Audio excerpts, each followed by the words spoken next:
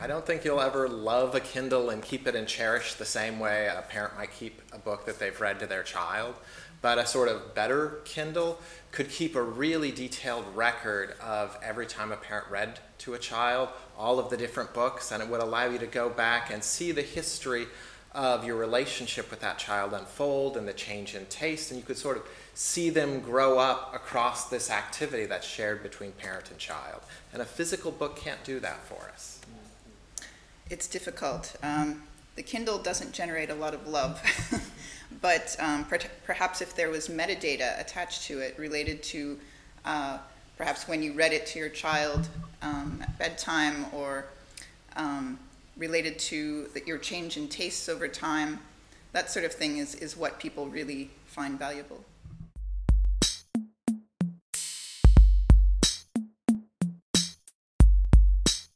It's very complex because we have a perception of physical things and a mental model for them, but digital things seem to confound this.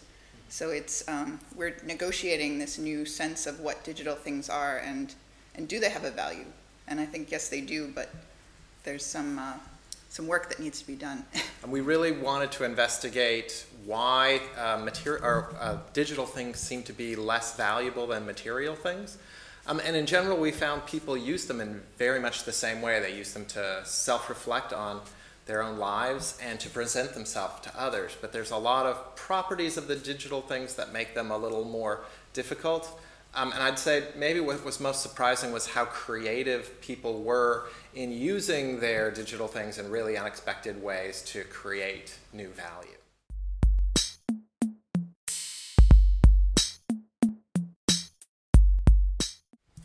They're often very conflicted. They like to have digital things, particularly because many of them are planning on moving soon, and so they feel they can acquire as many digital things as they want because they move with you so effortlessly.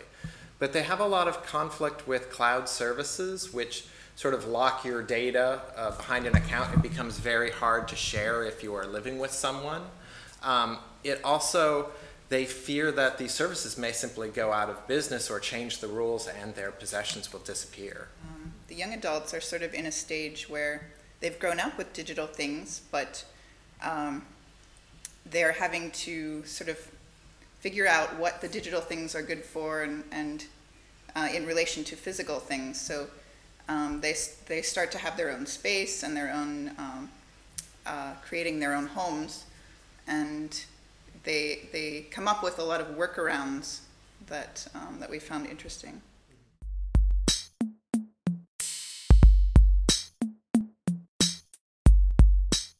Actually, the most striking thing was the similarities between the geographies in relation to technology.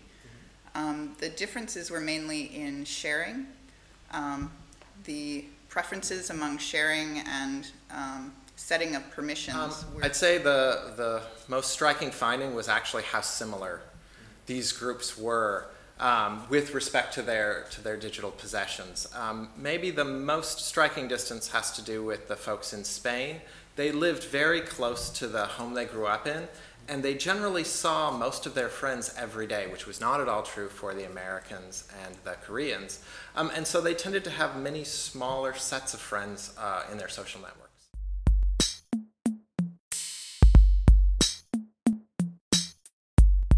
I think we will have a much more fluid sense of possession that will have much more to do with our ability to control a thing than simply to hold it in our hand. And there are examples of this, like workers feel they possess their office even though they don't own it, but they have some sort of rights and control over that space. And I think we'll develop that with our digital things. But they'll be much more shared because many of them will be accessible to larger groups of people than our physical things ever could be.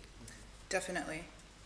There's starting to be a sense of when something is digital, it's living. It's sort of this dynamic thing. And there's more value, at least in the participants, what they told us was there's more value in this thing evolving than the static version that's on their hard drive. So it's almost like a shared sense of value.